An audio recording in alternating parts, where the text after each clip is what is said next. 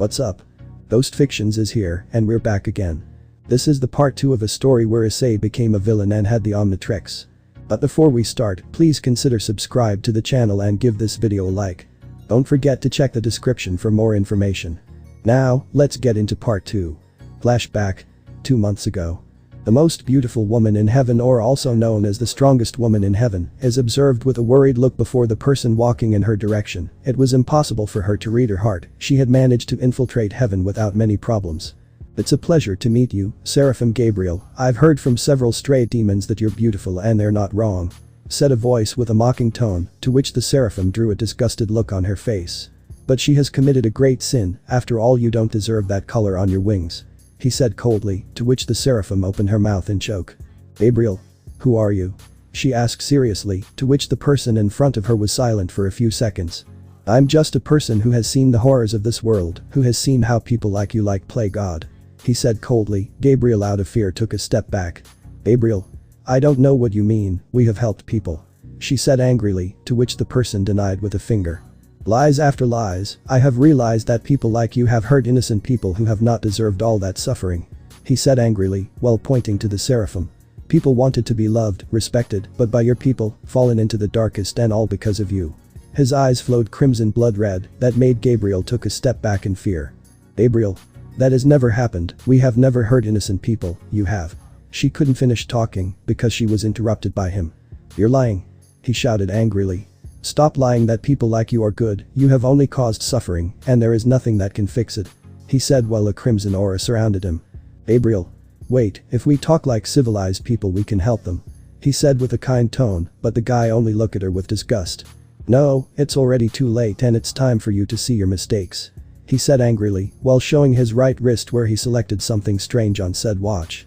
Ghost freak. He shouted. The Seraph Gabriel was scared by that creature. By instinct she threw a spear of light at him with the intention of finishing him, but it's passed through that creature, her spear, as if nothing had happened. And that she feels like something is touching her, but more than anything it was a chill. She didn't understand what had happened. She felt afraid from that thing. Ghostly. It's time to pay for your sins, daughter of Elohim. He said angrily, as he went straight to the Gabriel Seraph mouth, which she could only cover with her hands. After a few seconds she opened her eyes. She could not find that creature. Besides, his presence of death had completely disappeared. Gabriel. All this was an illusion. She said confused, thinking that it was because she didn't rest from all her current work. Who said it was an illusion? I can assure you that it is not about any of that. Said a voice that she heard in her thoughts, the Seraphim Gabriel, which opened her eyes in terror. Gabriel. Where are you? She asked scared, as she searched for the creature. Ghost freak. I'm here, hahaha. He laughed, before starting to laugh mockingly. To be clearer, I'm inside you. He said mockingly, as the Seraph's hand points at her. Gabriel. What kind of monster are you?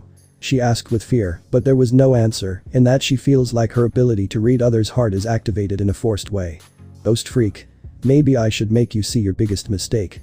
He said mockingly, while using the reflection of a window, where the barely visible face of the Seraphim Gabriel could be seen.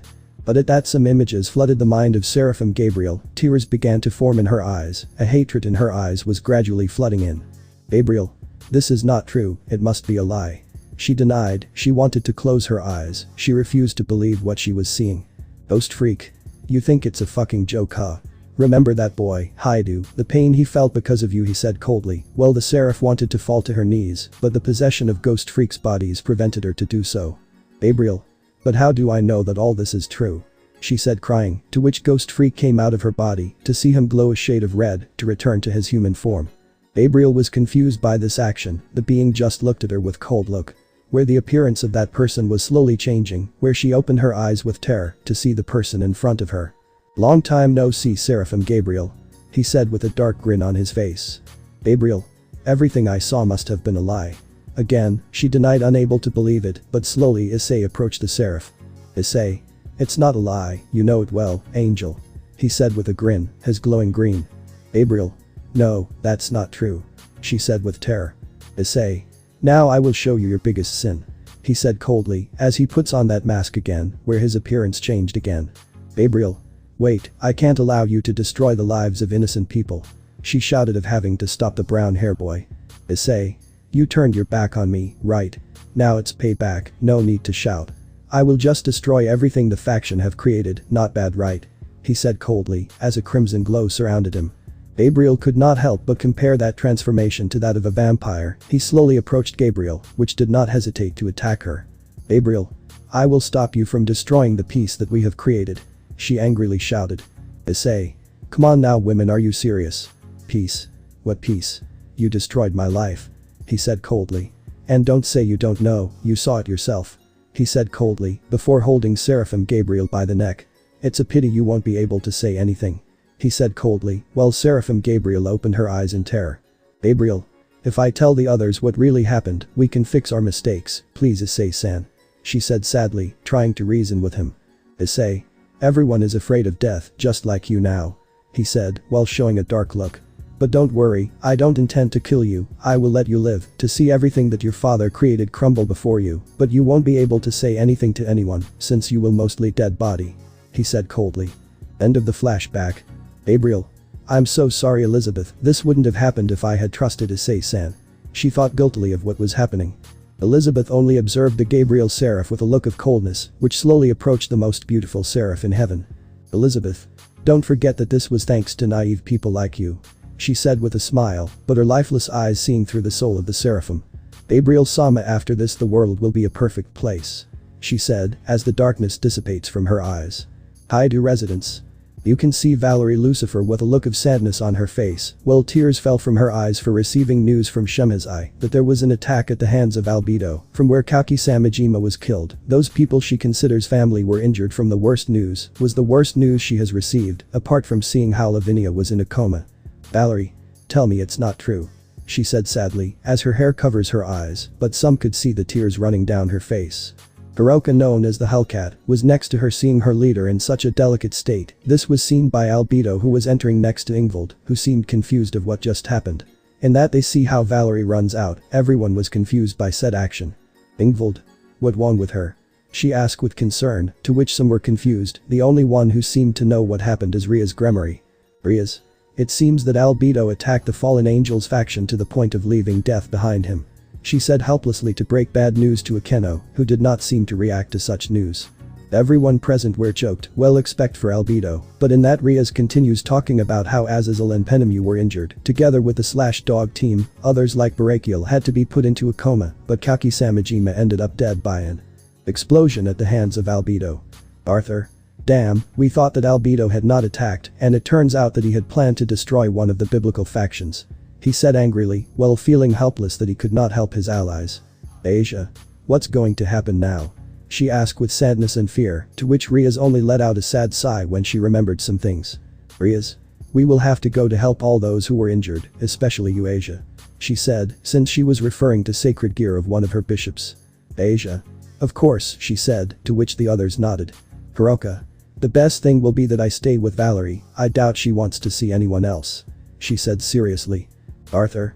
It would also be best if LaFay stays, you are one of the people closest to Valerie, he said, to which his sister was confused by said action.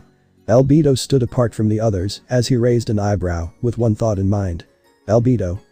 Well, that's what's next, he thought when he saw Ingvild and observed in the direction in which Valerie left. There will be a descendant of the last two Mass, he thought with an analytical look.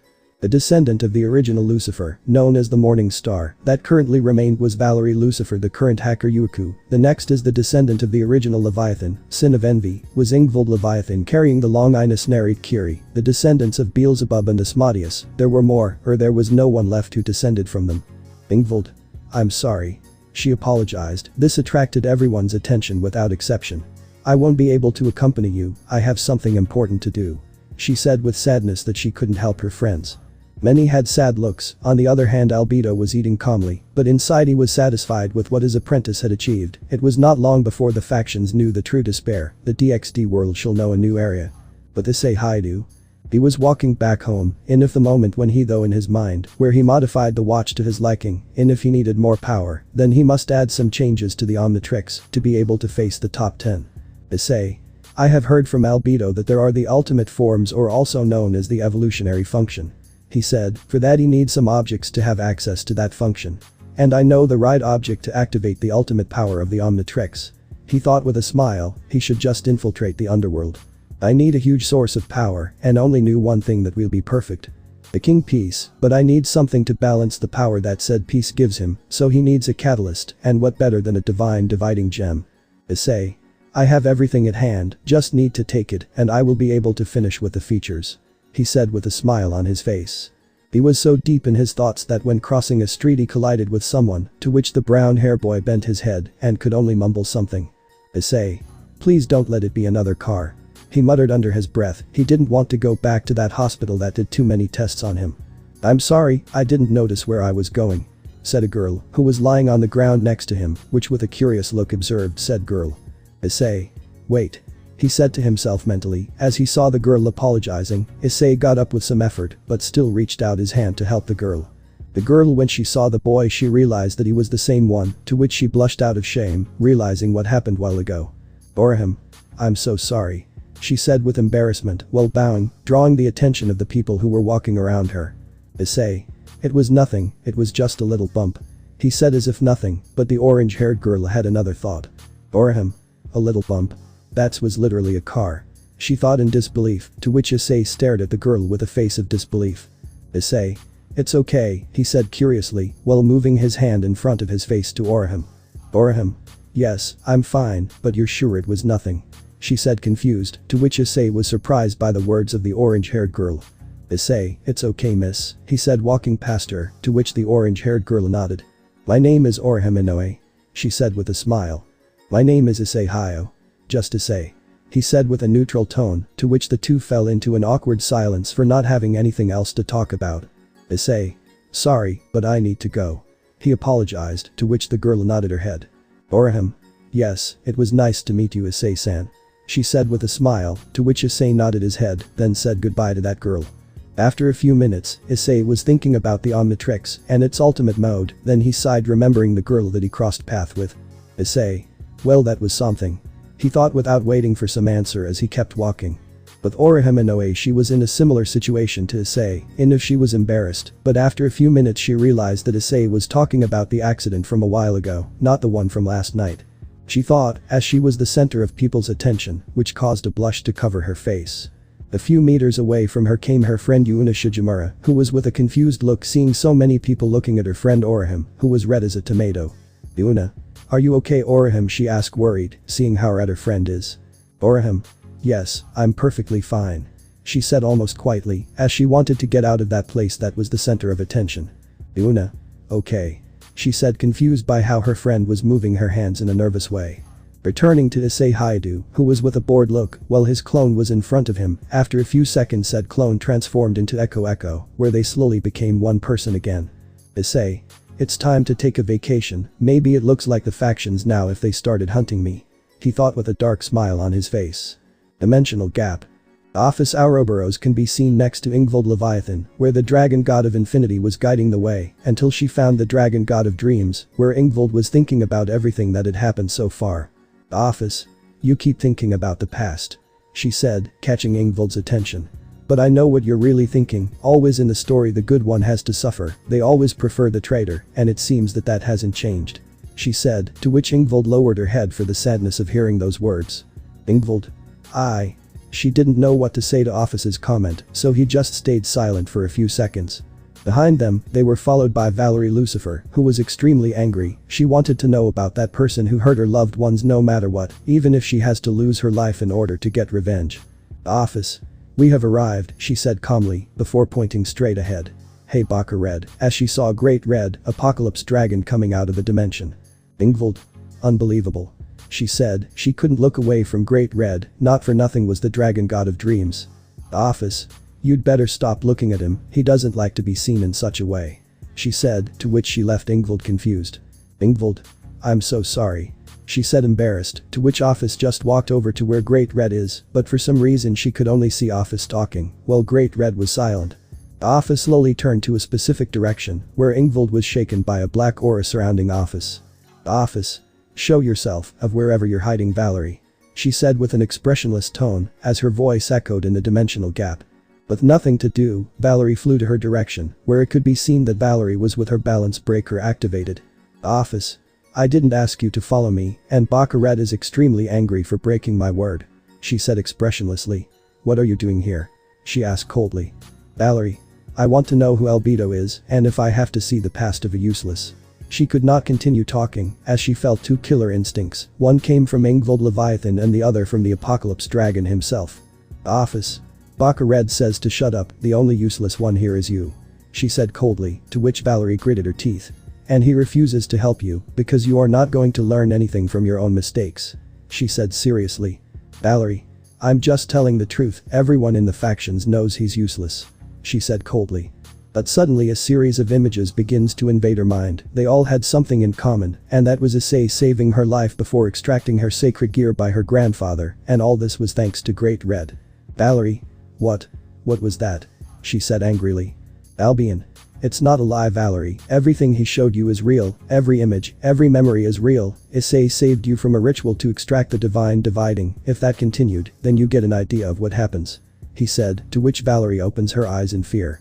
Great Red, he was saying something in a language that no one understood, slowly a magic circle was starting to form under Valerie and Ingvold, until a pillar of light covered them. Office. Why didn't you wait for him to calm down, she said curiously, Baka Red, just because you didn't want to waste more of your precious time, she said incredulously, which left Office silent. Location. Unknown. You can see two girls who were holding their heads, as they were not expecting a big surprise like this. It was nothing less than Valerie Lucifer, the descendant of Lucifer, and Ingvold Leviathan, descendant of Leviathan, who seemed confused of where they were. Slowly they hear the footsteps of a person walking in their direction, to which the two instinctively turn to look, only to see Issei Haidu walking with his gaze lowered. This caught the attention of those present. Ingvold. Sama. She said in disbelief, but when she was about to approach him, something surprisingly strange happened, he just went past her as if she were a ghost. Issei. Yes, it has been boring, all these things that have happened. He said with boredom, catching the attention of the two girls. If there is no other one left, it remains only to continue with this life. He said, as he continued walking, by instinct each one followed him.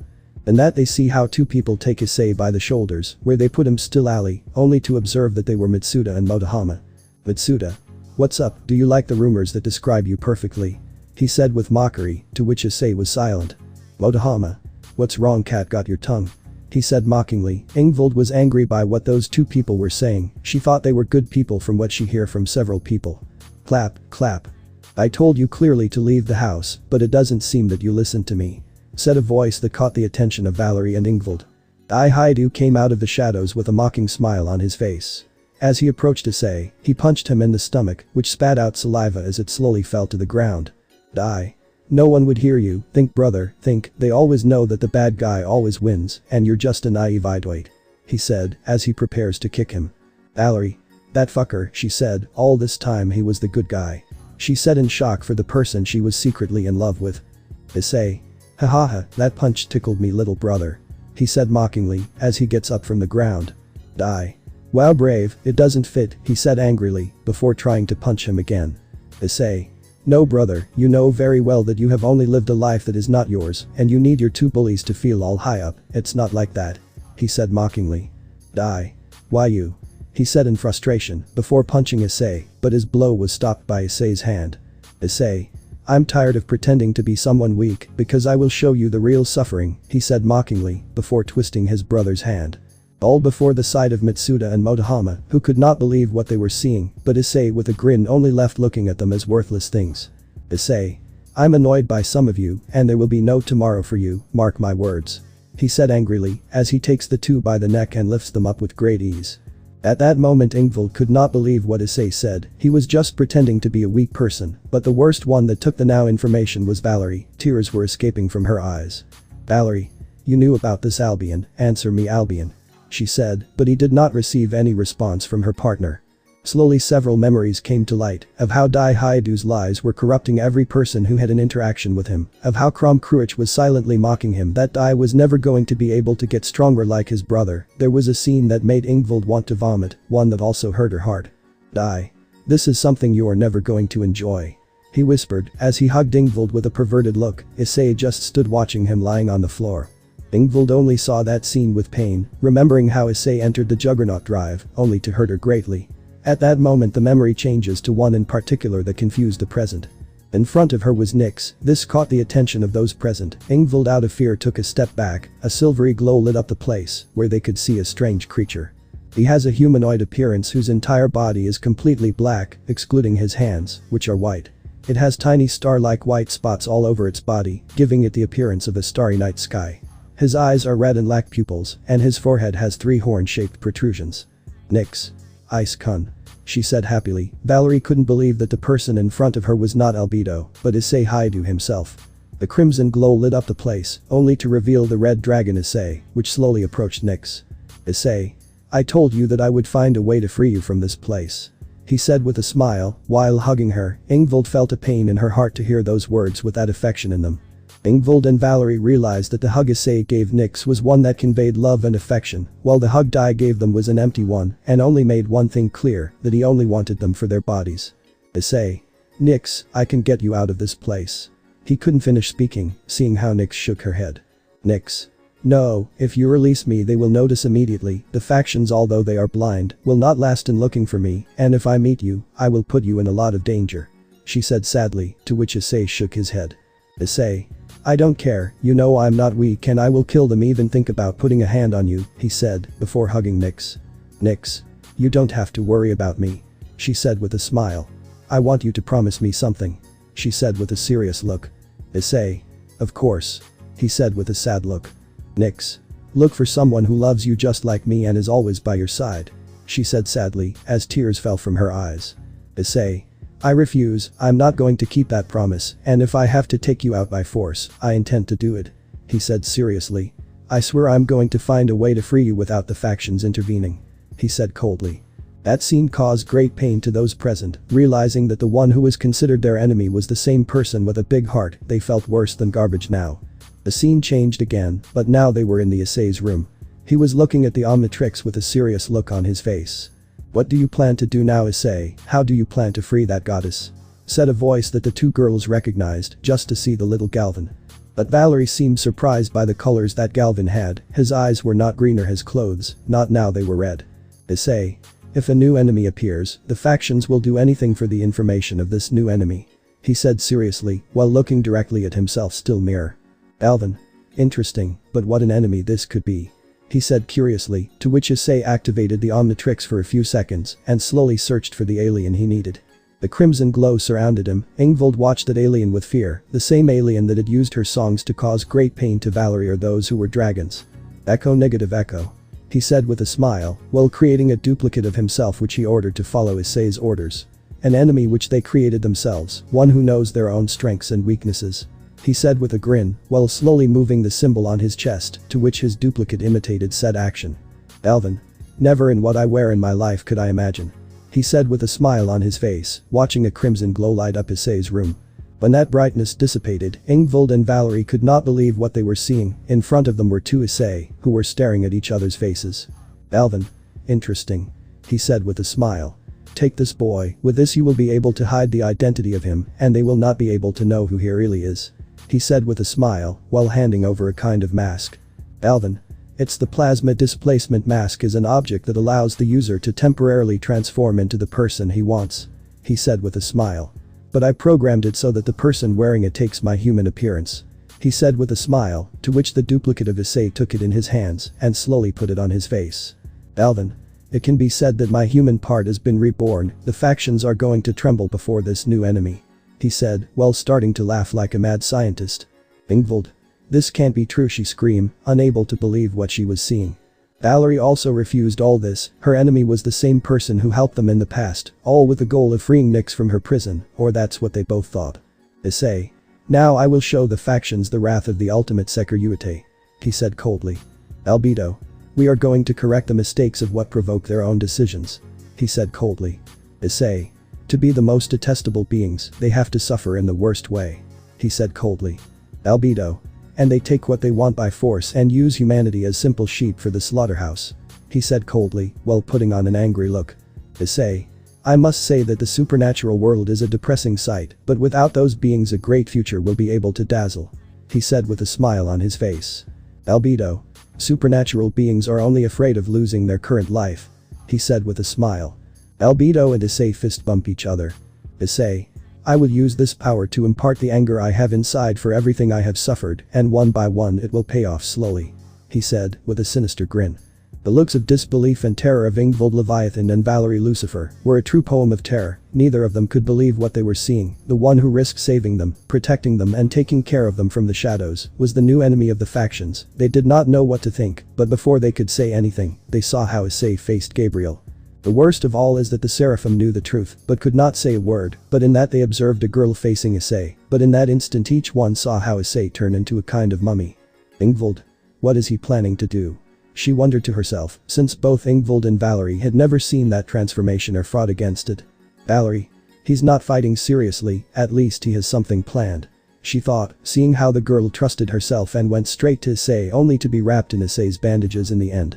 They watched helplessly as Issei had that girl tied up, but they had a bad feeling about what Issei had planned. Issei. It seems that you are not that strong angel, but you will be useful to me in my upcoming plans. He said with a smile, to which she looked at him with an angry look on her face. I'm not going to cooperate with cruel people like you, nothing in this world will force me to join you. She said with a determined look on her face, to which the mummy just shook her head. Issei. If I want to prove something, we'll see if it's true. He said calmly. They say that power tends to corrupt, absolute power corrupts absolutely. He said while his chest uncovered, letting something show that the angel felt a chill because of what was in the chest of the mummy. What is that? She said with fear, as she felt how her body began to tremble as she got closer to that strange diamond. Issei. I present to you the corrodium. He said happily. In humans it can cause great mutations. We will see what happens with a supernatural being, like you. He said calmly. Albedo only observed how that girl was a victim of that power, which began to scream in pain. The girl's wings began to take on a dark color, made of pure dark energy. The girl's eyes were turning a dark color. Ingvild. What kind of power is this? She said scared, while she felt her feet trembling before the danger of that monster Issei had transformed. The girl slowly fell to the ground while screaming in pain and holding her head. Valerie just watched all this with fear, but they were more struck by how something was falling from one of the alarms in Gabriel's office slowly, until it separated from the alarm. The creature emitted a crimson glow until another Issei was seen, to which Issei took off his mask looking at with a look of coldness, implying that this alien was the duplicate of Issei. Issei. You did your job of modifying the alarms. He said coldly to Albedo. Albedo, I finished recently, they have the same functions, but they are not going to detect anything against our new ally. He said calmly, which confused Ingvild. Ingvild? What do you mean by a new ally?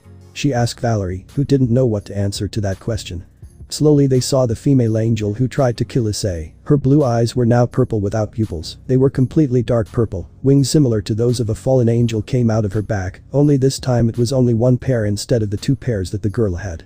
When the girl saw Issei, she knelt down, which left Ingvild and Valerie confused, since recently the girl wanted to kill Issei. I'm sorry for trying to kill you, it was an idiot to kill the savior of this world. She said with shame, to which Valerie opened her eyes in fear and Ingvild shook her head as she got an idea of what happened. Valerie. Don't tell me he made her his slave. She said scared, seeing that girl who was defending the Seraphim Gabriel on her knees before the wielder of the Omnitrix. Albedo. Apparently the girl does not show great signs of radiation before the corrodium. He said calmly, while observing the girl's wings of darkness. Issei. Yes, but I think we must hide her corruption, since someone near here can feel her corrupted aura. He said coldly. The girl, hearing those words, felt guilty for being able to bring problems to her new master, to which quickly the wings fade and her eyes turn back to a shade of blue. I'm so sorry, I didn't mean to bring you problems, she said with disappointment of herself, to which Issei only looked at her with sigh. Issei. It doesn't matter, but I want you to introduce yourself to me. He said coldly, to which the girl nodded her head. Of course master, my name is Elizabeth Lyons, the Three of Hearts of the Gabriel Seraph. She said coldly and disgustedly. She was angry that she had to call the Gabriel Seraph as her leader, she just wanted Issei to be her leader. Valerie. What form of power is this? She said afraid of fighting with that monster, watching as Elizabeth put on a smile of complete adoration to her master, with a mission of collecting information from every important person in heaven or bases that were important for the angels. Slowly the scene changed again, now it showed a beautiful place which the two recognized. That place was none other than Olympus before being attacked by Issei Haidu. Slowly they heard the footsteps of the soldiers marching in a specific direction. The two did not hesitate to follow him. In the end they saw how a being made green-blue diamond calmly walked down the main street without any problems. Both Ingvild and Valerie recognized it as Albedo. That means that Issei was missing. They did not understand why all this was being shown to them. Albedo. How pathetic, they only send the reinforcements, is that maybe their gods are afraid of me? he said with a grin, which annoyed the soldiers to speak badly about them. Soldier. Don't believe the big monster thing, you are nothing to them. Said a soldier in an arrogant voice, to which Valerie shook her head in disappointing. Albedo. I mean, in that case you have to have a blind faith in them, and therefore I will show you their mistakes. He said, before hitting the ground with his fist. This attracted everyone's attention. Both Ingvild and Valerie remembered how the Olympus was left, which was buried in diamond, to which they realized that the cause was in front of them. The scene changed again, where they could see a girl that they quickly recognized, which was the goddess of hunting Artemis. With her bow she was trying to push back, even being extremely strange. Which has a plant-like humanoid appearance that has an overall green and black body, mostly with a head emblazoned in red flames and root-like feet, apparently holding black rocks. Their eyes are oval in shape with dots at each end with pupils that copy the shape, but are smaller. Also, his shoulders and head have red petals, and her elbows and legs have green ruffles sticking out. Artemis. I don't know what you're planning, monster. She shoot him with her bow, to which that plant-shaped being just stares at her, and that the arrow sticks in his foot. The arrow not only sticks in his foot, but also in the ground, which left her stuck in the ground. This caught Ingvild's attention. Ingvild. Because he's letting himself be attacked, do you think Artemis managed to defeat him? She said curiously, while watching Valerie attentively. Valerie. No, according to Zeus, Artemis was found with serious wounds on her body, as if they were cuts. She said, to which this information left Ingvild confused. Another arrow was shot, which stuck in his other foot. Slowly Artemis approached where that monster was, where she aimed at his head. Artemis. Last words, monster. She said coldly, to which he only looked her with a smile. Never let your prey talk, kill him without hesitation. He said with a grin, which annoyed Artemis. Go to sleep. He said with mockery, which confused Artemis, before seeing the monster's hand on her face, from which a kind of green powder came out. Artemis tried to cover her nose at this, but she couldn't quite. In the end she fell to the ground, while that alien is released with great tranquility, which saw the goddess of hunting lying on the ground. Before a crimson glow covers him and he turns back into Issei Haidu, who seemed to be at ease. Issei. The Olympic faction is one of the strongest. I think it should have an infiltrator in said faction, and more than one person that no one ever thought of. He said mockingly, before activating the Omnitrix and transforming back into the mummy. Don't worry, you will be a great ally by destroying the home of your dear brothers. He said madly, while exposing her to the corrodium. When he saw the girl holding her head while screaming in her sleep, he realized that it worked, but in a slow way. It seems that the strong will of the goddess was trying to fight the corrodium, which he could only wait with great tranquility. The hours passed where the girl had stopped fighting, and it seemed that a smile appeared on her face, to which she gently left her on the floor, where the sound of Albedo fight against the Olympians could be heard. Issei. It may seem that I won't be able to beat those gods, I need more power. He said, frustrated of not being able to kill yet god of the Greek faction. Ingvild. Then he lied to us. She said sadly, seeing how the goddess Artemis was subjected to living a life of slavery under the orders of Issei Haidu. Valerie could only grit her teeth in frustration. That explained the false alarms of Olympus, which somehow had to come from Artemis. After a while, smoke could be seen coming out of Olympus, hinting that the fight against Albedo was over. Where Issei hoped that the goddess Artemis would wake up, she slowly began to show signs of awakening. Artemis. Where am I? She asked disorientated, while carving her eyes, where she could see that it was already getting dark. She slowly turned to the sides where she saw Issei. To which she quickly remembered what had happened. With some awkwardness she approached where the Omnitrix wielder was. Artemis. I'm sorry, master, it wasn't my intention to attack you in that way. She begged, while having her head stuck on the cold floor. Please punish this sinner for trying to kill you. She said with anger towards herself for trying to kill her master. Issei. Get up. He said with a framed tone, to which Artemis quickly got up. Have no time to waste, so pay close attention. He said coldly, to which Artemis nodded. You will continue acting as you normally have but I want you to report every move or important information to me. He said coldly, to which Artemis nodded. Artemis. Yes, master, I promise you that I will not fail you in this important mission. She said with a smile. She did not want to disappoint him. Issei, well, for the moment we have to hide that you work for me. He said coldly, to then transform into a diamond and leave her unconscious on the floor. Valerie could not believe that this woman who did not allow herself to be bent by any man. She begged him for his forgiveness. It seemed like a cruel nightmare what her eyes were seeing, and it was all because of the monster that they themselves created. Valerie. This can't be happening. She denied in her thoughts. There must have been a way to remove the corruption from that diamond. Maybe destroying it would free Elizabeth and Artemis. Slowly the scene was changing, where you could see Issei Haidu with a bored look, which caught the attention of those present, since Issei was observing a specific place. Slowly the two see what Issei is observing and open their mouths in surprise. It was about Asgard, but they never received information about an attack on that faction. The most was that there were attacks near that place, so they thought it was about something else. Issei. Apparently I've been concentrating too much on the Omnitrix that I've neglected the use of the boosted gear. He said, while looking at the glove on his left hand. Greg. Partner, what are you planning to do in this place? I doubt you are suicidal in attacking this place. He said, to which the brown hair boy only observed a specific part of Asgard. Issei. If I need something useful in this place, for that I need someone to join me. He said calmly, while moving the dial of the Omnitrix and find the perfect alien to go unnoticed. Negative Nanamic. He said with a smile, to which his size was almost 1 centimeter, and then flew in the direction of Asgard. Ingvild and Valerie watched attentively as Issei flew from one side to another, as if nothing had happened, and then Issei stopped in the air. It seemed that someone was waiting, to which Ingvild shook her head when she saw who it was. It was Gondal. Her appearance is described as a beautiful, tall and slender woman with large breasts. She has long silver hair, slightly dyed blue and purple eyes.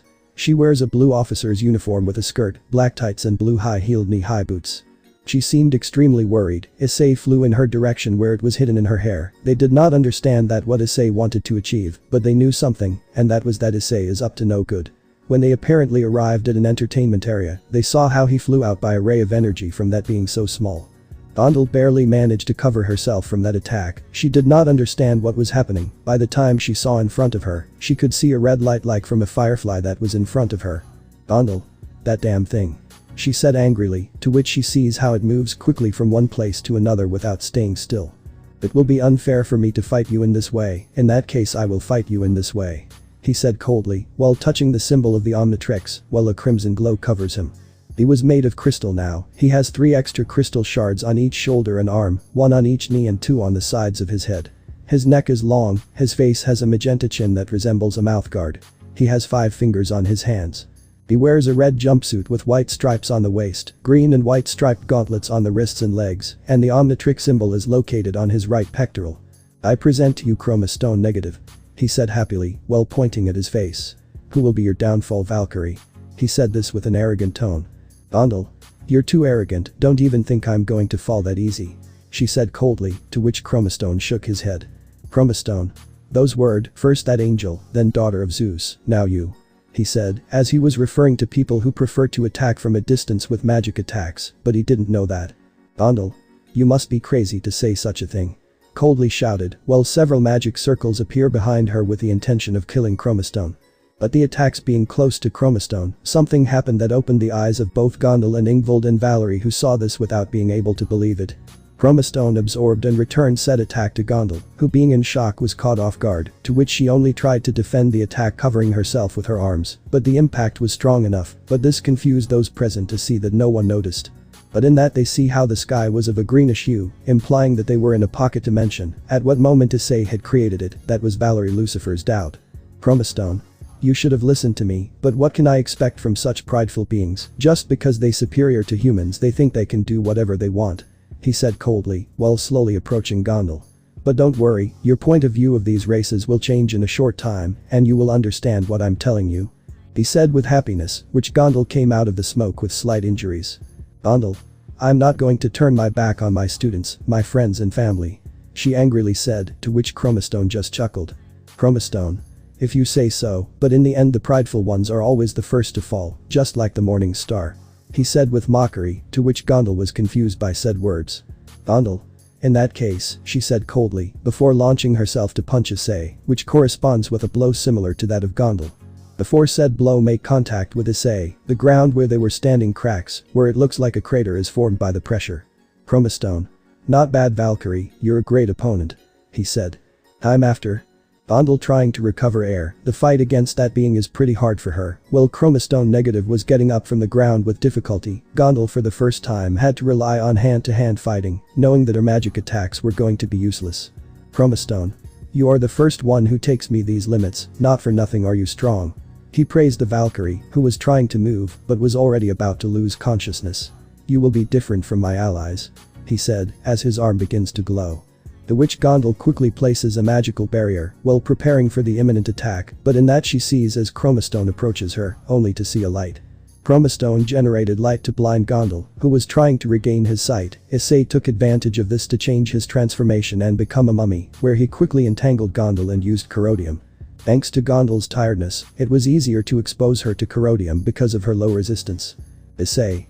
Don't worry, in a very short time you will be reborn as one of my followers. He told her. Gondal. You're a fucking mad, she said panting, as she tried to resist that strange feeling, but the struggle was in vain. The magic circle appeared next to Issei. This left those present with doubt, since the magic circle did not have the symbol of the Sekiryuutei or any clan that they know. Issei. Let's start with the attack on Asgard. He said coldly. He did not take his gaze off Gondal, mostly because he was going to catch him off guard. Time after.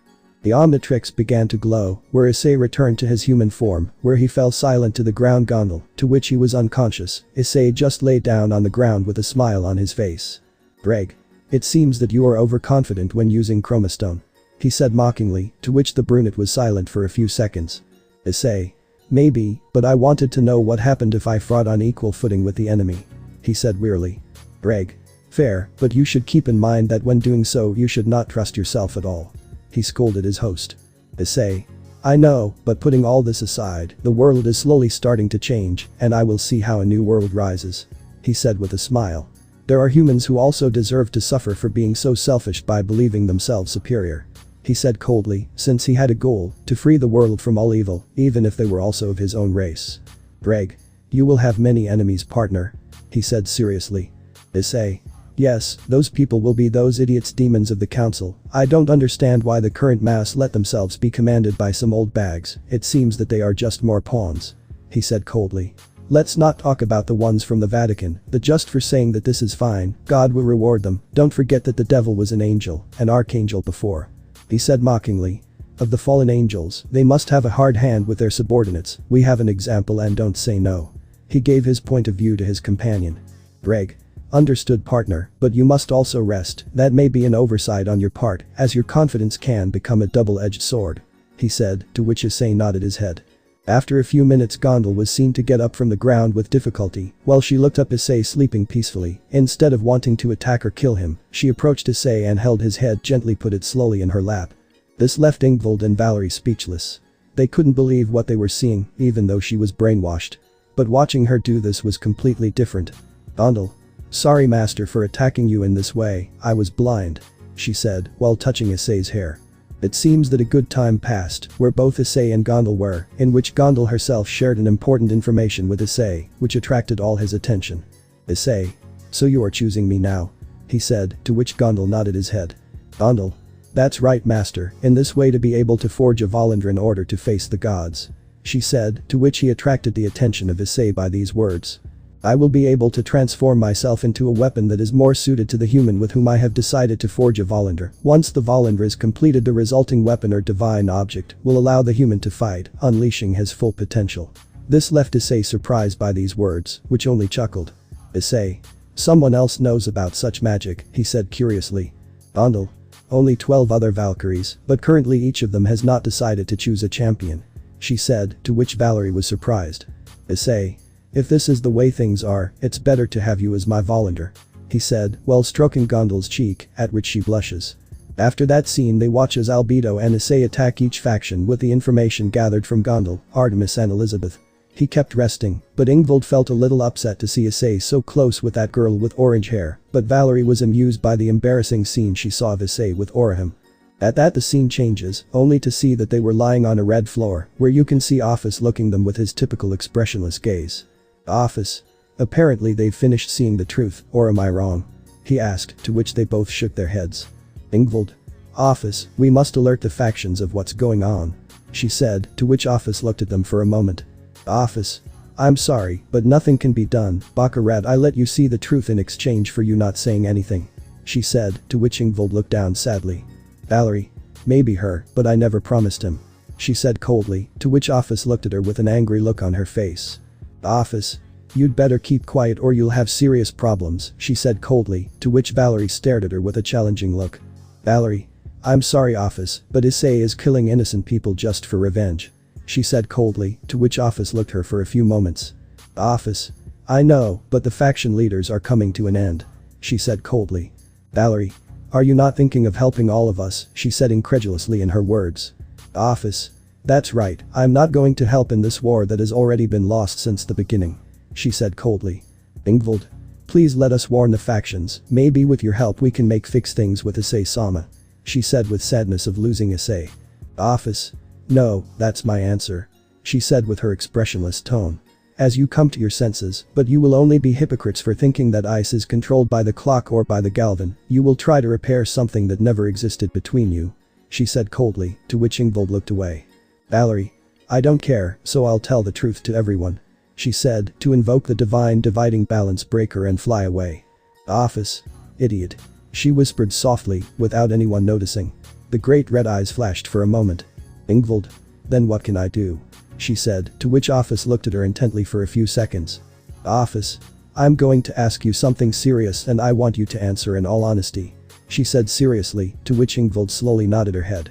If you could choose to be free again, untethered to him, Crom Cruach wielder, would you accept it? She asked her, which Ingvald does not hesitate to answer that question. Ingvald.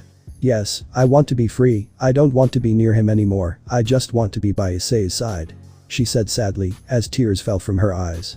Office slowly walked to where she is, and with his right hand extended it to his chest. Slowly Ingvald felt something coming out of her soul. Slowly Office retracts her little hand, where a golden glow illuminated her hand. At the end it could be seen that Office had Ingvald's queen piece in his hand. But Valerie Lucifer. You could see the aforementioned one flying quickly, slowly an exit was forming in front of her, where Valerie did not hesitate to enter, not knowing what awaits her. Valerie. At least I managed to get out of the dimensional gap, now I must alert the leaders. She thought, but you could tell the sadness in his eyes. Slowly she started walking, where she realized that she was not in Kuo, but at that a blue arrow passed next to her head, where Valerie looked at her with open eyes, where he directed her attention to behind her. The person who was behind her was the goddess Artemis, apparently she was not alone, to the right side of Artemis was Elizabeth Lyons, the three of hearts of the Seraph Gabriel, to the left side of Artemis was the Gondel herself. Valerie. What are you guys doing here? She asked calmly, trying to go unnoticed. Gondel. Stop Sekiryuutei, we all buried ourselves here that you saw Issei-sama's past. She said coldly. Valerie was shocked by those words, at what moment they had found out. Valerie. How do they know that? She asked in disbelief. Artemis. So you haven't noticed? She said with mockery. You were sent to the future at this time. She said with mockery, which Valerie opened her eyes with surprise. Elizabeth. You wonder how, Great Red, he sent you here to try to keep you quiet about Issei-sama's plans. She said with a smile. Valerie. If I was sent to the future, that means that. I couldn't believe what she was hearing. Gondel. Issei-sama found out thanks to Office who warned him of everything that happened and sent us to deal with you.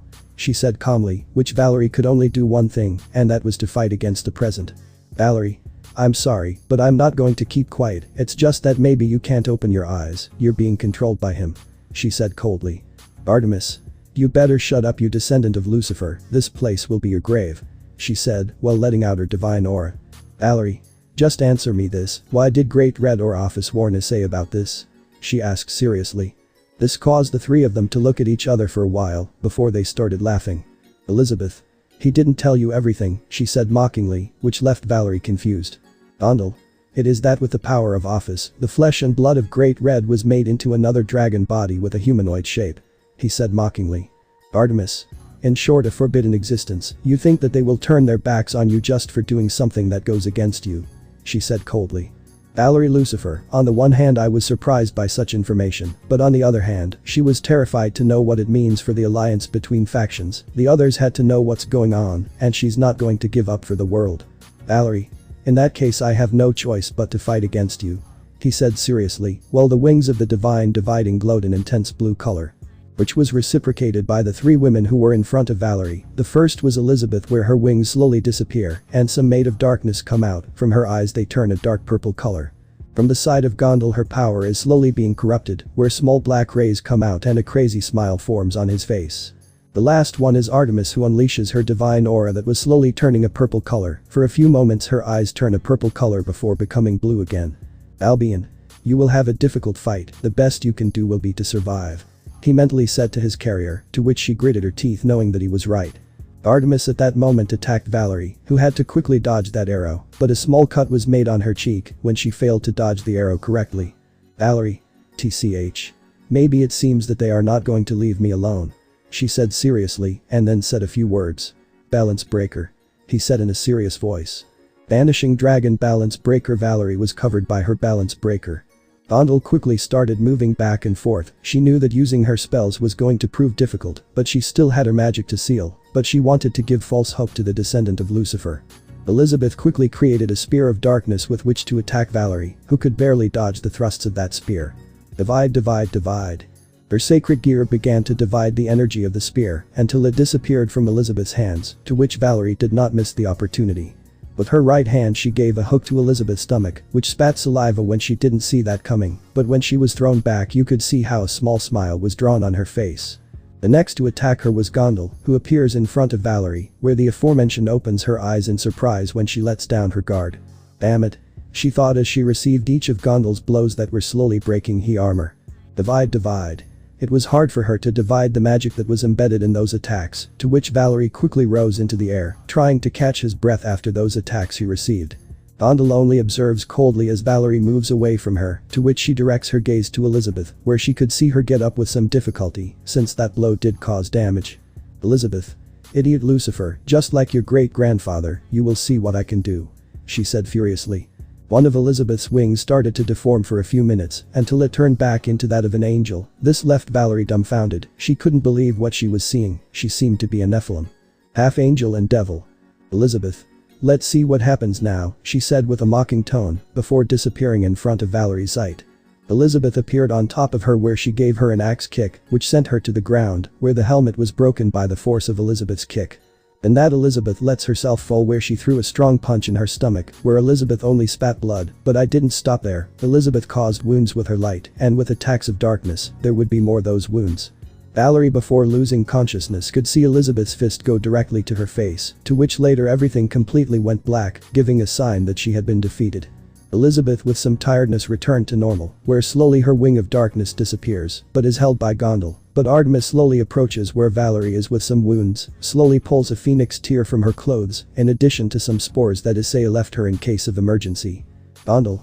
I don't understand why Artemis Dono cures her, he said, while holding Elizabeth. Artemis. So that her body cannot expel the toxin that was poured into her body. She said calmly, as she opens the vial of spores and puts it near Valerie's nose, and dropping the contents of the phoenix tear into Valerie's wounds. Time skip. Valerie was waking up after that fight where she realized that it was already night, besides that she was still inside the crater where she was defeated, which she got up with difficulty. Valerie. It looks like they didn't manage to kill me. She thought with relief, then turned to the sides, and didn't see any sign of the three girls who tried to kill her. Albion, can you tell me what happened? She said, but she didn't receive any response from Albion. She tried to talk to him, but she seemed not to respond to her call, to which she got scared, but it seemed that the divine dividing worked without Albion, but at that she feels a strange sensation in his body. She felt that her power had had a great increase in her. She slowly started walking until she saw one of the gems that came off her armor. Thanks to the reflection of the moon she was able to see her reflection. Valerie. What is this strange feeling inside of me? She asked herself scared, but in that she saw how her reflection drew a smile, to which she let go out of fear. You don't know what this is, it's your power that has been enhanced. Said a voice, to which Valerie turned to the sides, while looking for who that voice came from. Valerie. Come out from wherever you're hiding. What do you mean my power was enhanced?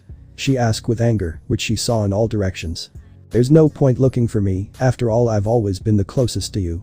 Said the voice again, which left Valerie confused. Valerie. Stop playing with me. She said coldly, she's scared inside that she won't be able to see her enemy. I speak seriously, after all I am you. Said the voice, to which Valerie opened her eyes in fear, slowly feels as something covers her hands. It was the same dark magic she saw Elizabeth use, but since she could use it, he didn't understand what just happened. Easy on your little head, Elizabeth was entering dark magic from which she obtained from the corrodium, and you must get an idea of what's going on. Said, to which Valerie opened her eyes in fear. Valerie. No, no, no, no, this must be a nightmare. She refused to believe what is happening. Yes, you were already corrupted, but I'm letting you live the last minutes my old self. She said mockingly. And by that I mean you. She said mockingly. Valerie tried to move her hand, but for some reason it was hard for her to even move his fingers. The horror was drawn on his face, where tears escaped from his eyes. "You can't move your body freely," she said with mockery. "You feel humiliated, descendant of Lucifer. That will be your punishment for being so cruel to Issei," she said with longing to serve Issei. "Valerie, don't do it," she said with fear. "I must assume that you are me now," she said with sadness, seeing how it started to glow. "Yes and no, but don't worry, in a short time you will see that we will be happy to serve our master," she said, before a black aura leaves Valerie. Her eyes were turning a purple color, and a small laugh could be heard rising in tone that eventually turned into a laugh. Slowly Valerie approached one of the spheres of the divine dividing lying on the ground where she bent down and took it gently.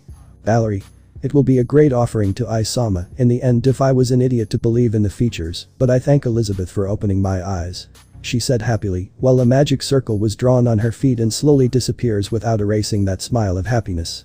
2 days earlier, the office was coming out of the dimensional gap next to Ingvild. The latter seemed extremely worried about whether anyone would notice her aura, but it was a relief that no one in the Haidou mansion was present.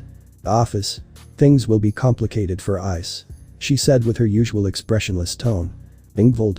But. What's the matter with the factions?" she said doubtfully, but Office didn't answer, and that silence was the only more than enough answer for Ingvild. "Please Valerie, warn the factions," she said to herself mentally, since she couldn't tell anyone without making Office suspicious. That shows how the door was opened, where Issei Haidou entered with a look of boredom on his face. When Ingvild saw him, she didn't know what to think. On one side there was the person who suffered because of the factions, and on the other side, there was the sworn judge of each faction, regardless of race. Issei just walked past Ingvild without giving much importance to the look of this. "Ingvild. Thank you Office for everything, but I need to go to my room to think things over," she said with frustration of not being able to do anything, to which Office nodded her head. Unbeknownst to Ingvild, a snake was entering her shadow. Office for some reason felt that she must be careful of Ingvild, that she does not reveal the truth of who Albedo really is. "Office. The end is near, now I need to talk to Issei about Valerie," she said to herself, as she walked in the direction where Issei left. But Issei Haidou, he met with a bored look. He didn't know what to do on his vacation, so he had to get away from the attention of the factions. "Issei. What can I do now?"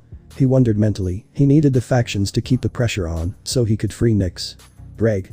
Your soldiers have managed to weaken the factions, but I feel that you lack more allies in the other factions," he said in the mind of his bearer, since the demons, fallen angels, the Hindu faction, among other factions are missing.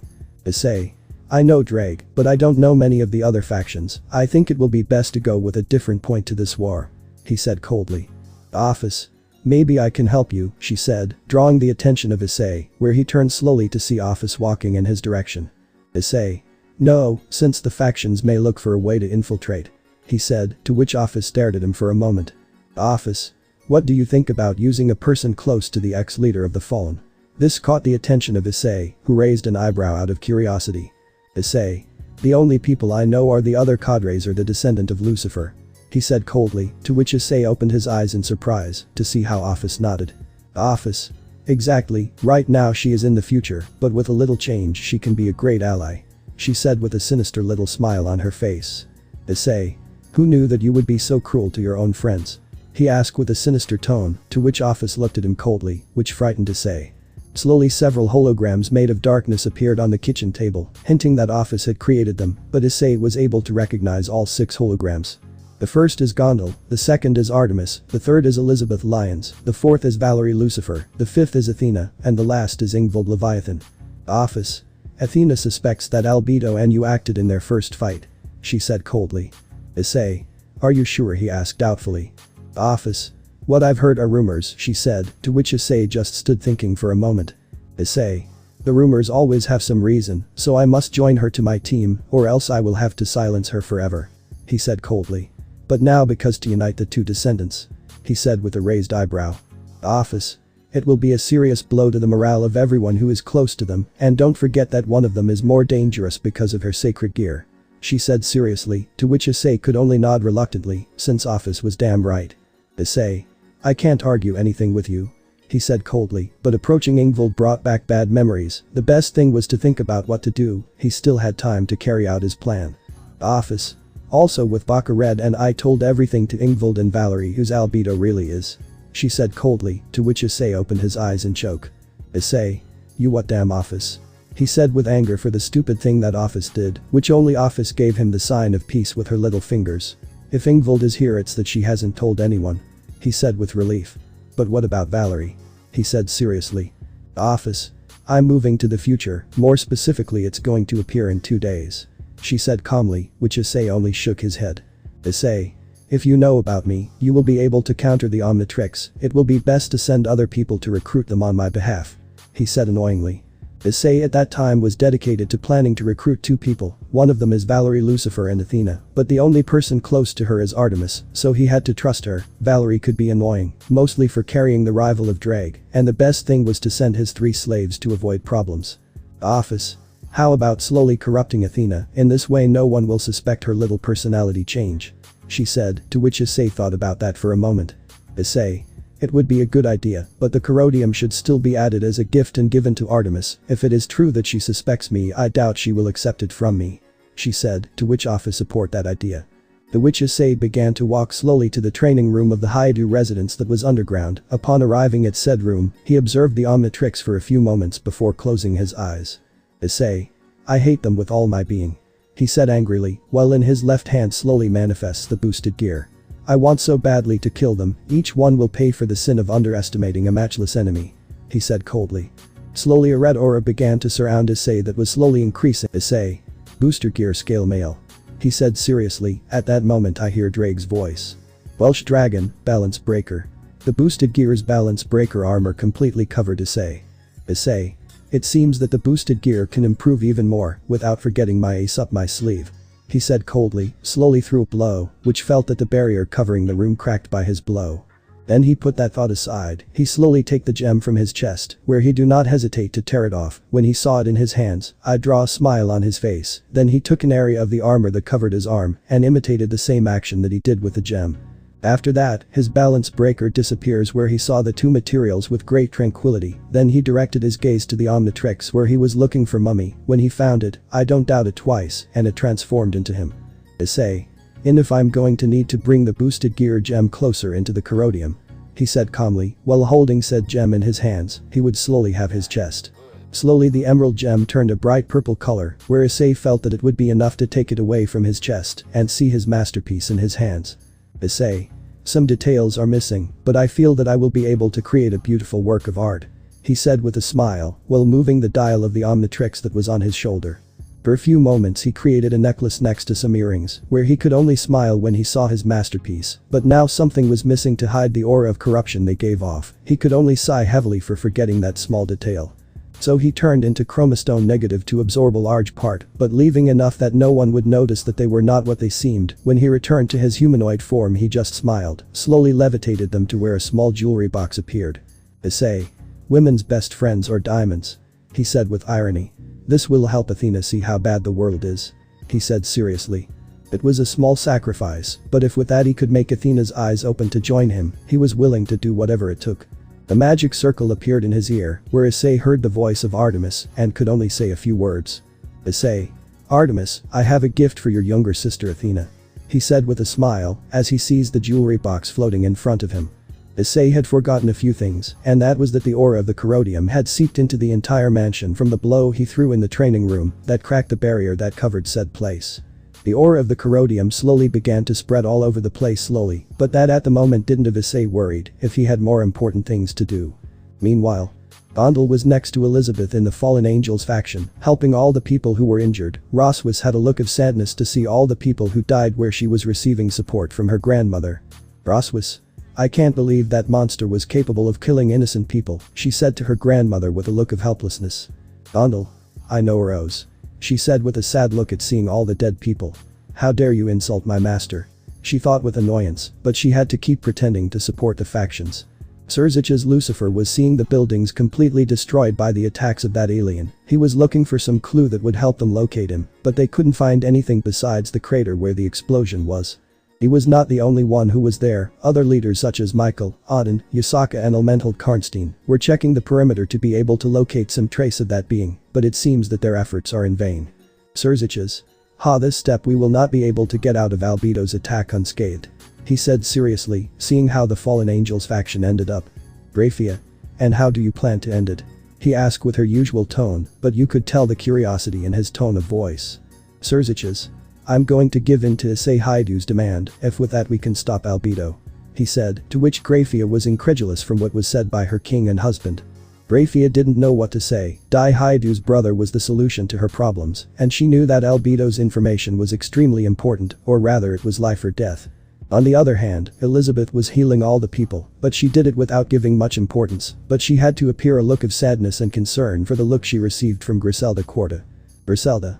Take a break, Elizabeth, you haven't rested from healing all these people. Watching the girl with concern. Elizabeth. Don't worry, you know that I don't mind helping others above me. She said with a sweet smile. Which I have to say so that no one suspects me. She thought with annoyance. On the other hand, one could observe Shemhazai with a look of helplessness when he saw how the people he had to protect had been injured or are dead because they did not know how to react in time.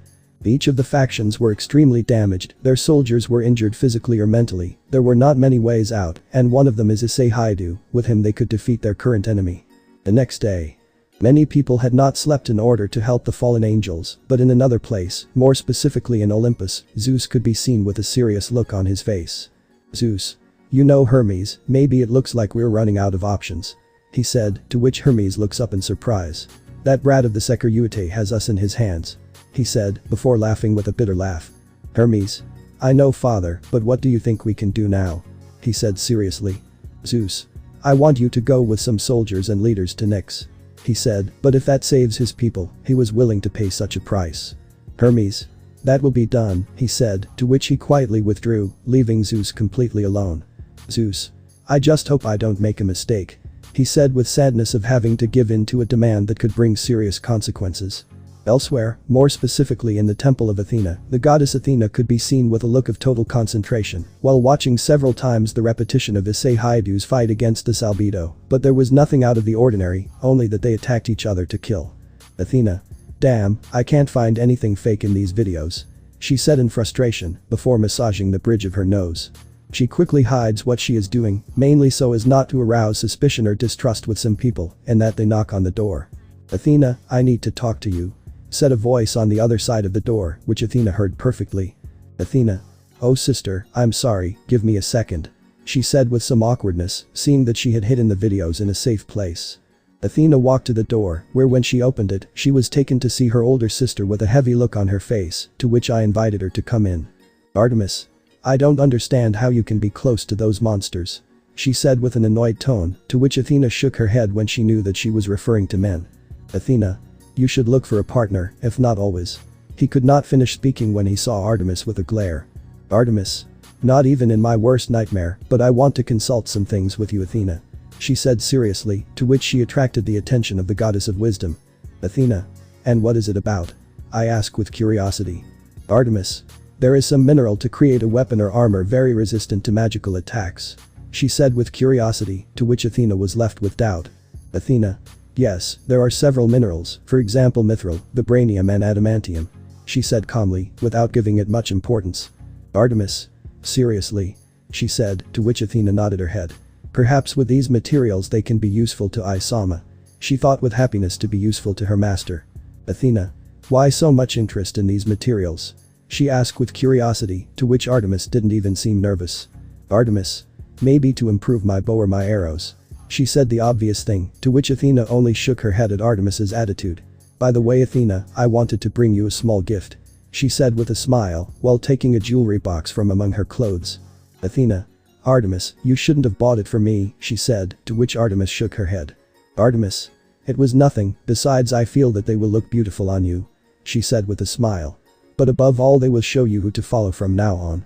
She thought with a small smile that Athena did not notice.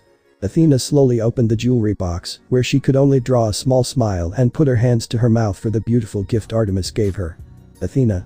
They are very beautiful, Artemis. She said with a smile. You shouldn't bothered yourself. She said in disbelief.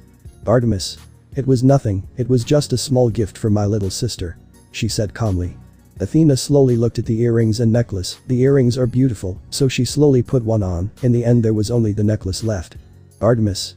Let me help you, she said calmly, to which Athena nodded her head. Athena gathered up her hair, exposing her neck where Artemis fastened the necklace. For a few moments Artemis's eyes turned purple, then it will return to its original color.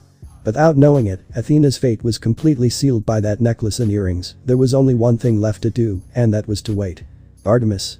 It fits you perfectly, I knew it was an excellent gift for you. She said with a tone of happiness.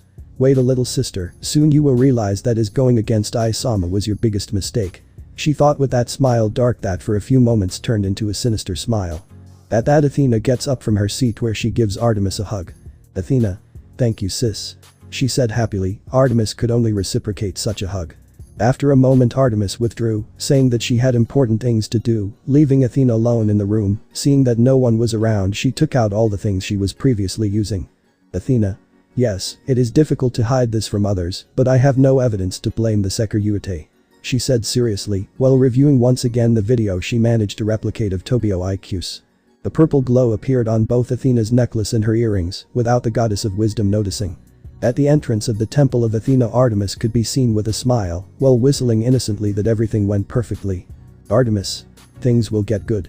She said in a happy voice. She still hated men, but her master Issei was an exception. Moments later. All the gods of Olympus were gathered, since Zeus had called each one to a meeting to discuss a topic of utmost importance. Hestia. Tell me Zeus that you are joking. She said without being able to believe what she was hearing from her brother. Zeus. What you just heard, Nyx is going to be released. He said seriously. She is the one who can solve each of our problems. He said coldly. Hera. You're going to fall to blackmail of the Sekiryuutei just because you can't defeat this new enemy. She said incredulously, and apparently she wasn't the only one. Zeus. It's either that or more people die, as I was told by Odin the Fallen Angels faction got the worst hit so far. He said, before a screen is shown above him, showing Grigory's current status. Hephaestus. You're just going to give it to him as if it were nothing, he said seriously, to which more than one agreed. Zeus. Enough, but who will keep an eye on Nyx in that residence? I doubt anyone will. He said coldly, to which everyone averted their eyes, except for one person. And that he sees how a person raises his hand. This caught the attention of those present, since it was Athena. This made Zeus raise an eyebrow. Zeus. So Athena, are you willing to keep an eye on Nyx? You know that means going to live where the Sekiryuutei. He said, to which his daughter nodded her head resolutely. For seconds after Artemis raised her hand, which left those present in doubt as to why she raised her hand. Artemis. I'm not going to leave my sister near such a disgusting being. She defended herself, to which Athena was taken back by such an act of her older sister. I'm not going to leave you alone with my master. She thought angrily with some jealousy, but hid it from those present. Athena. This way getting more evidence will be easier. She thought about making more evidence at the Haidu residence. We will see Sekiryuutei if you really are a traitor. She thought seriously. Zeus. In that case I charge you both to keep an eye on Nyx in case she tries something against us. He said seriously, to which they both nodded their heads. Athena. Don't worry father, we are not going to fail you. She said earnestly on the task given to her by her father. The news of Nyx's release was not long in coming, but the leaders of the factions decided that it was best to hide it from some people like the anti-terrorist group DXD to avoid conflicts. Besides that, Athena and Artemis would be the two people to watch over Nyx. It was the best thing for the moment, because if the other factions found out that they had given in to the Sekiryutei's demands, their reputation could take a nosedive, so all they had to do was take a chance. As for Issei Haidu, he was currently at the Haidu residence with a look of utter boredom on his vacation as the faction's enemy number one. Issei. Tomorrow is the great day to attack the Lucifer. He said with boredom, as he switched channels to the TV. On his lap was none other than Office Ouroboros eating ice cream. Office. It will be interesting to see Valerie's new attitude. She said with some interest, but Ice didn't give her much attention. Issei. It doesn't matter, the factions are now taking desperate measures and all those things that don't interest me. He said indifferently. Office. Your pride, that could be your biggest mistake. She said with disinterest, to which Issei only frowned at those words. Issei. I understand, tomorrow to return to that prison that only takes away my valuable time. He meant Kuo Academy. But at least I will have to entertain myself.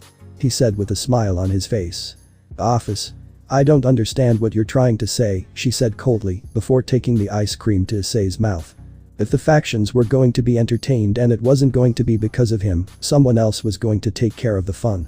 Slowly Issei got up from the sofa with boredom, placing Office on the sofa much to Office's discomfort. To see that no one was in the kitchen, he was going to be able to eat in peace, but he felt that someone was approaching his direction, and it was not for nothing. The person who was entering is Kuroka with a worried look on her face.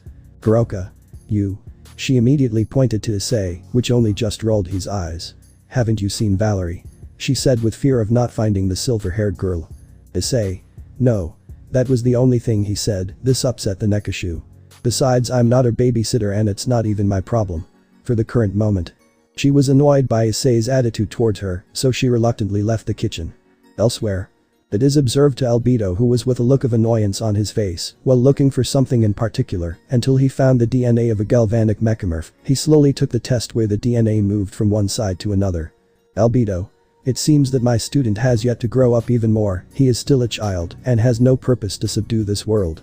He said coldly before opening the said tube and pouring it into a bucket that he had built earlier. Slowly the cube was taking a red color, but after a few seconds it took the purple color if it was difficult for him to build the object he needed. Albedo. Anger and revenge are good motives, but something like experience is missing to make him invincible. He said seriously before taking the cube in his hands. Returning with Issei Haidu. Issei was currently reviewing some notes from his notebooks, but in these he wrote with a look of total concentration. Issei. If writing this is difficult, well, no one ever said that being a bad guy was easy. He said impatiently. For a few moments he saw the Omnitrix with a confused look. Transformations last longer than the original Omnitrix, but what if he used the Volund with the Omnitrix? He thought about it for a few moments. Maybe Gondel will allow him to use the ultimate forms while he gets the necessary materials. The best thing was not to get your hopes up. Maybe only aliens can unleash unparalleled power, but maybe there was that little quality. He went back to his notes where he just rewrote an idea that he had in mind. In Ningvel's room, the aforementioned was deep in her thoughts or imagining scenarios where Issei killed everyone with a bloodthirsty look drawn on his face. Ningveld. It doesn't help. If I get too depressed I'll end up imagining something much worse. She said sadly. At least she was grateful to Issei for curing her from her illness, but oh boy how wrong she is. If Albedo that the factions were chasing was a simple clone, which was Issei's true potential, maybe Nyx could help him come to his senses, but that little thought hurt her, as if a spear of light was buried in her heart. Ingveld. It hurts a lot because I couldn't tell the factions who Albedo really is. She said sadly. She really didn't want to miss the opportunity for Issei to forgive her, if that means hiding various things from the factions. She was making illusions which could become reality in the future. Slowly she got up from her bed, where she only went to check some things in her closet. Among one of them was a particular box. She slowly took it out from among her things, but quickly her look of longing changed to one of disgust and threw it to the floor. Ingveld. That was his intention. That was his damn reason for giving me that dress. She said angrily, while two magic circles with the symbol of the Leviathan clan appear on her hands. I was just a filthy trophy for him and I fell right into his lies. She said disgustedly, before pointing to the box. That dress that was inside the box was one that Dai Haidu gave her for a party in the underworld, where he introduced her as the queen of his peerage, but he realized that that dress was only to make her get people's attention. Slowly flames appeared in her hands and without hesitation she threw them against the box, where there was a small explosion. A part of the dress fell to the floor while it was slowly burning to ashes. Slowly she went to her closet and she was burning all the gifts, clothes, perfumes that Dai Haidu gave her until they ceased to exist. In the end there were only a few clothes left. Among them was her noble's suit with slits, exposing her cleavage and a short skirt. Ingveld took it in her hands and gently left it on the bed. It was the only clothes that Dai Haidu didn't buy for her. She needed new clothes, and she knew that Dai was going to get really upset with her, but now she didn't care. After all, he no longer means anything to her. She didn't want to buy anything with the money that came from Dai Haidu, so she took a small bag of money out of a small pocket dimension. That money was the money she was given for killing rogue demons, stray demons, so it was more than enough to buy herself good clothes that didn't have Dai's approval on it. She knew that if she wore her noble attire she would attract a lot of attention, so she only had to wear the uniform of the Kuo Academy if it was going to be difficult to go unnoticed by the Gremory group, Irina Shidu, and her former entourage mates, or even the DXD group. So while she needed a good bath, she wanted to relax for a moment, so she just walked to the bathroom, leaving the mess of dresses, jewelry and cosmetics behind. In the underworld. The current mass, along with the leader of the fallen angel Shemhazai, the leader of the angels, Michael, Yusaka the leader of the Yakes, Elmenhold Karnstein the leader of the vampires, Zeus the leader of the Greek faction, along with his daughters Artemis and Athena, Aten of the Nordic faction. They are gathered to discuss a particular problem, which was the freedom of the goddess Nyx, as they had to discuss the repercussions it was going to bring just by putting her in free. Zeus. I didn't want to come to this, but you know that he is the only person who knows Albedo perfectly. He said, to which the leaders regretfully agreed. Yusaka. We know, but you're going to leave her as free as if nothing, she said in disbelief, to which Zeus shook his head, which brought a sigh of relief to the leaders. Zeus. That was planned at first. More than one eye protest about such an idea. But apparently 2 of my daughters decided to keep an eye on Nyx in case she tries something. To then point out both Athena and Artemis. Seraphol. Good idea, but the DXD group will realize that Nyx is on the same roof as them. He said, since the Haidu residence was like a home for the DXD group. Zeus. I'm not going to let her free completely, her divinity and powers will be sealed, she will only have enough power to defend herself. He said coldly, to which everyone nodded their heads. Surziches. Now the problem will be to find Haidu, since he has been missing from his home for some days. He said nervously, to which he upset those present for not knowing anything about this news. Athena. So he disappears and the fallen angels faction is attacked. She thought with an analytical look, maybe he's the one that. Elmenhold. Sorry for seeing a small flaw in this plan, but in what way are they going to explain that they are going to live at his house? She said, to which more than one came to their senses. To which everyone had to give Elmenhold the reason. Bajuka. Maybe I have an idea to be able to go unnoticed or rather him. He said seriously. And that is that we form an alliance with him. He said with a heavy look on his face. Auden. But I don't think that for that simple reason they are going to live with the brat. He said, to which Ajuka shakes his head. Bajuka. Although it hurts me to say it this way, but if the brother of Dai is engaged to several girls, we will have to commit him to doing the same with several girls of different factions. He said seriously, to which more than one could not believe it. Artemis. Fools, is this supposed to be the smartest devil in history? Pathetic.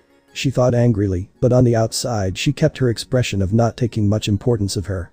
Zeus. But that idea also has flaws, to which girls are you thinking of committing? He said seriously. Of the demons it would have to be a being close to one of the 4 mass. He pointed to the 4 mass present. An angel. Now he pointed to Michael. A yokai. He moved his finger to point to Yasaka. A vampire, a Valkyrie. He said seriously. Bajuka. I know, but they better be spies to be able to control the Sekiryuutei during this war against Albedo. He said, no one could believe what they were hearing, it must have been a bad joke, but it was reality from the look of the current Mao Beelzebub. Surziches. Although it pains me to say this, but at the moment the Sekiryuutei is our only option. He said seriously, to which those present knew that it was the best thing at this time of war. Seraphol. But you can't do this. She said, as she was against everything she has fought for by becoming Mao. Surziches. It will only be for a while, after stopping Albedo we will tell him the truth. He said seriously. I know it hurts you to use people, but it's the only way out. He said sadly. Athena. I accept the plan of the Mao Beelzebub. She said seriously, this surprised those present by her words. So someone else against this plan. She said, to which some looked at each other in conflict, but in the end they accepted said plan, even if they have to use a person. Auden did not have anyone in mind for the plan they planned to carry out specifically, this was the same thought for Shemhazai and Yasaka. At that moment they began to draw up a peace treaty between the factions and the Sekiryuutei, where Athena signed it, but she saw how Artemis looked at her with a look of sadness. Artemis. You are not alone in this, sister. She said, as she took the pen and signed said treaty. After all you are no different from the demons. She thought angrily when she saw the face of the leaders of the factions present. At the moment the devil faction offered in marriage to Laisha Astaroth and Sakvara Gares. The angel faction offered Marana Shadorova and Elizabeth Lyons. Of the vampires offered Valerie Teeps, the bearer of the sacred gear, the Sephiroth Graal. From the Greek faction they offered Athena, Artemis and finally Nyx. Only the fallen angels, the Yakase and the Nordic faction were missing, but they were going to discuss that later. For the moment this was enough to make a peace treaty with the Sekiryuutei. The problem now was that Issei Haidu need accept such a contract. Athena. I'm sorry, sister. She apologized to her older sister. But it's the only way to save people. She said with a lowered gaze. Artemis. Don't worry, sister, although I won't like being around a man. She said with annoyance in her tone of voice, but she wasn't referring to Issei, more specifically she was referring to the males of the DXD group, but she wasn't going to say it out loud. They had to meet with the Sekiryuutei as soon as possible, so that the lives of innocents would not be in danger, so tomorrow was going to be the big day for such a meeting. Artemis. Idiots, they are going to meet their own enemy under the same roof, they don't know how I'm going to enjoy this. She thought with a small mocking smile on her face that no one noticed. And Grigory. You could see the DXD group with tired looks, but the ones that stand out the most are Asia Argento, Ravel Phoenix and Sakvara Gares. Those who were in support as Elizabeth Lyons was resting due to the excessive use of her magic. The others had not found anything in recent days, not even a hint of the place where Albedo escaped. Iku. Damn it, we didn't find anything about that bastard. He said angrily, as the Lycurt had seems to swallowed him. Arthur. I'm not surprised. He said with an expressionless tone, which caught the attention of those present. After all, he is someone who relies on attacking when we least expect it. He said seriously. Riaz. Why this is happening to us, she said incredulously, to which Arthur simply shook his head. Sona. He is right, the factions he attacks is only with the motive of destroying or causing great damage. She said with a thoughtful look. Tsubaki. If we watch Tobio's video, we can say that Albedo and Issei Haidu are in different levels of power. She said, to which some grimaced in disgust at the mention of Issei. Saji. That fucker. He said angrily. He's just a human with nothing special. He said with disgust at remembering him. Sona. That human who has been the only one to manage to tie with Albedo, Saji. She said seriously, which annoyed Saji. Besides that, he is the current Sekiryuutei, the Red Dragon Emperor. He said coldly, to which Saji clenched his fists to remind him that Issei is on top of him. Die. Fucking bastard, not only is he the center of attention, but he will have the same benefits he enjoyed. He thought angrily, it wasn't fair. Aiko. When did my brother got strong? She thought sadly, imagining her brother at the top. Seryuutei. And in what way can we ask for his help? He asked with curiosity, to which he attracted the attention of those present. Tsubaki. There is only one way. She said seriously. It is with freeing the goddess Nyx. She said, to which those present recalled their demands at the first meeting of the new enemy of the factions. Die. He doesn't understand that releasing her can bring back bad memories for Ingvald. He said coldly. Sona. Sorry for not sharing your same thought. He said seriously, attracting everyone's attention. Is it to save one person or to save millions? Tell me which you prefer. He said seriously, leaving Dai silent. Elizabeth only saw the talk with a look of confusion, but inside she was laughing because of the despair on the faces of their group, so she drew a small smile on her face, in that she looked at the look of Dai Haidu, along with the look of Saji Genshiro. Elizabeth. I can't believe I was so blind before to believe that they were our saviors. She thought with annoyance. For which reason she turned to the other side indifferently, she had no time to waste with them, but in that she observed something that caught her attention, for which she quickly approached Griselda. Elizabeth. Sister Griselda, I have something important to do. She said, to which she drew the attention of Gabriel's queen. Griselda. Don't you want someone to accompany you? She said curiously, to which Elizabeth shook her head. Well, you can leave, you've already helped a lot. She said calmly, to then see Elizabeth spread her wings and fly to a specific direction. Vritra. That girl did know your intentions at one glance, and apparently from your friend too. He said in Saji's mind, who was annoyed by the mocking laugh of the Dragon King. Slowly Elizabeth was flying around Gregory until she could see a person searching through the rubble, to which she slowly calmly descended. She was in no hurry to talk to that person. Elizabeth. It's been a while. She said with an expressionless tone in her voice. Ah, don't scare me like that. Said the person. Elizabeth. Stop joking, if Master Issei wants to thank you for the information you have collected. She said coldly, while from a pocket dimension she took out a bag full of gold coins. It's what I deserved, you know how difficult it was to know all the information about her. Said the person with annoyance. The difficult thing was not to attract attention. Elizabeth. I don't trust you that much, she said coldly. Who knew an angel could speak with that tone? The person asked with a grin. Anyway, tell your teacher that it is possible to attack the Grasshopper organization. The person said, which interested Elizabeth. Elizabeth.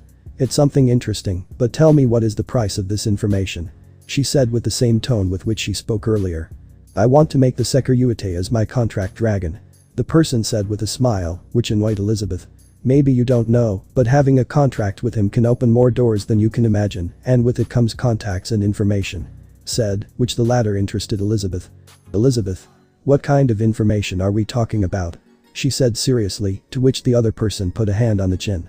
Like forbidden and powerful magic. Said, which Elizabeth raised an eyebrow. Imagine being more powerful than ever, your master is only going to be interested in you and not the other two. Said with a smile, to which Elizabeth couldn't help but show a goofy smile on her face. Elizabeth. To pay attention only to me. She repeated the words of the hooded person. It doesn't sound bad, but I must discuss it with my master. She said seriously. I hope you still keep the pamphlet she gave you. She said seriously. Of course, but you'd better hurry up before the other two beat you, said mockingly, to which Elizabeth just turned around and prepared to leave. Leaving the hooded person to continue with his task of collecting important things from the rubble, the hooded person just let out a heavy sigh. At least your master pays well for the information I give him. Said with a smile, as she saw the bag of gold coins in her hands. I'm Skip, Astaroth territory. Ajuka Beelzebub had a tired look as he enters his family's castle, wondering if he needed to talk to his niece about what was discussed at the meeting. The servant rushed to announce his visit to the Astaroth heiress, who was the person he wished to see. Things were getting very complicated, and Ijuka knew it better than anyone. "Uncle, you need something to see me in such a hurry," she said, confused, to which Ijuka just takes a deep breath. "Ijuka? Leisha, I need to talk to you about something extremely important. It will be best if you sit down," he said seriously, which worried Leisha. Leisha Astaroth, a beautiful almond-eyed girl with long blonde hair with blue tips, as she has a voluptuous body and large breasts, the proportions of which are similar to those of Ria's. She wears a noble dress while holding an elegant folding fan. "Leisha. Uncle, you are worrying me now," she said with concern. "Ijuka. First of all, Leisha, I'm really sorry for what I did," he said with an angry look. "But I had no choice, it's to keep people safe," he said seriously, which Leisha was confused by her uncle's words. "Leisha. Uncle." It was the only thing that came out of her lips. "Ijuka. But, you will be engaged." He finally said it with all the difficulty in the world. This made Leisha's eyes open, and a look of horror was drawn on the face of the Astaroth heiress. "Leisha. What a good joke, uncle," she said without being able to believe it. "Ijuka. I'm not kidding, from today you are engaged," she said seriously, which Leisha shook her head. "Leisha. How could you, uncle?" she said with sadness. It was difficult to describe how she felt. "Is that maybe you don't care about my life?" she said with sadness. "Ijuka. Forgive me, but it was for the best," he said with difficulty. "Leisha. How was this the best thing for me?" she asked with anger in every word that came out of her mouth. "Now I am engaged by one of your brilliant ideas," she said sadly, as tears came out of her eyes. "Ijuka. It's the only solution we found to have the Sekiryuutei on our side," he said, to which he drew the attention of the aforementioned. "Leisha. It better be a good excuse," she said coldly. At that, Ijuka began to tell her what happened at the last meeting, and as Issei Haidu, the current Sekiryuutei, was the only one to face Albedo. Leisha Astaroth did not know how to feel when she realized that she and other girls became a bargaining chip for protecting the lives of innocent people. "Leisha. You offered me as if nothing, not only to me, but also to my cousin," she said angrily. "Now all that is missing is that the Sekiryuutei accepted said agreement," she said with difficulty in her words, to which Ijuka averted his gaze from his niece. "Ijuka. I know it's wrong, but he's the only person who knows how this enemy thinks," he said with difficulty. "Leisha. I don't want to see you right now, you'd better leave me alone right now," she said coldly, pointing to the exit. Ijuka knew that it was better to leave her to calm down, for his part he felt bad about the decision he had to make. Olympus, Temple of Athena. The goddess Athena was sitting on her throne with a serious look. Apparently the factions agreed with the Devil King Beelzebub plan to approach the Sekiryuutei and discover such information from Albedo. "Athena. It's just a small price to pay in order to help innocent people." She repeated those words to herself again, but for a moment those words stopped making sense to her. "It's that maybe they can't protect themselves, what the hell am I thinking?" She quickly shook her head at those words that came out of her lips. She thought that it would be easy for Issei Haidu to accept such an agreement. After all, the leaders who were talking about him made sure to give him all the useful information. That Issei felt jealous for the achievements of his younger brother. "Athena. Although I feel a little bad about using it in this way," she said to herself because of that idea that came to her. Albedo attacks has left them in chaos. While thinking about all the problems that this contracts to the factions, the memory of the meeting of when Albedo was made known flashed through her mind, but now she didn't seem so hasty to review the video again. "Athena. I can do it tomorrow more calmly," she sighed heavily. "After all, he's not going anywhere," she said calmly, not noticing that the earrings and necklace sparkled for a few seconds. The next day, hours before the attack on Valerie Lucifer, Elizabeth Lyons is observed with a serious look on her face, while she was followed by Gondel and Artemis. Upon arriving at the coordinates given to them by Office Ouroboros, they began to plan the ambush to Valerie with caution, so as not to arouse suspicion. "Elizabeth. We don't have much time before she shows up." She was referring to Valerie, while making a specific point. "Artemis. We must finish with her as soon as possible. I have something extremely important to inform you," she said, to which she drew the attention of the aforementioned. Everyone nodded their heads, so all they had to do was wait for their guest. After all, they had a special surprise for her that was going to change her life. Slowly a dimensional gap was opening, to which the three mentioned hid their auras and presences before their guest. They did not want to ruin their surprise. Artemis tensed the string of her bow, where a blue arrow appeared slowly. When she saw that someone came out of there, she released the string, where the arrow passed next to her guest. The person who was behind Valerie Lucifer was none other than the goddess Artemis herself. Slowly Elizabeth stood on one side of Artemis, an action that was imitated by Gondel. "Valerie. What are you doing here?" she asked, trying to sound calm, but none of the three believed it. Bundle. Please Sekiryuutei, don't make it hard for us, we know that you saw Issei past. Valerie. How did they know that? She asked with disbelief. At this comment the three of them wanted to laugh because of the face that the Sekiryuutei was showing. Artemis. So you haven't noticed? She said with mockery, which you miss Valerie. You were sent to the future at this time. She said with mockery, which Valerie opened her eyes with surprise. It seems that she didn't believe her, but I couldn't blame her at all. Elizabeth. You're wondering how, the Apocalypse Dragon and why he sent Issei to keep you quiet about Issei's plans. She said with a smile, but it was more a tone of irony on her part. Valerie. If I was sent to the future, that means that. She couldn't believe what she was hearing. Bundle. Issei found out about you thanks to Office, who warned him of everything that happened and sent us to deal with you. She said calmly, which Valerie could only do one thing, and that was to fight against the present. Time skip. Elizabeth, Gondel and Artemis are observing the body of Valerie Lucifer lying on the cold grass, but it seems that they were not so focused on her. Gondel. I managed to seal the White Emperor Dragon's consciousness, so it's not a problem anymore. She said coldly. You will be able to continue using your sacred gear normally, but you will only be able to use your balance breaker. You will no longer be able to use your other forms, with Albion's consciousness sealed. She said seriously. Artemis. That doesn't matter here. She said seriously. This is more important than her. She said coldly, to which Elizabeth put a worried look on her face. Elizabeth. Something happened to Master. She said with concern. Artemis. No. Was her answer. Those idiots of the leaders are trying to use Issei and fight for them. She said angrily. Bondel frowned upon hearing that Auden agreed with that fool devil brilliant plan. On the other hand, Elizabeth cursed Michael, but Artemis was just laughing. Elizabeth. What makes you laugh so much? She asked seriously, since for her the situation did not provoke any jokes. Artemis. It is that they think that Issei is in their hands, but in reality it is the opposite. She said mockingly. They are now in the hands of our master. She said with a mocking tone, which caused each one to draw a smile, since Artemis was right. That's it guys. Thanks for watching and supporting us. See you in the next part.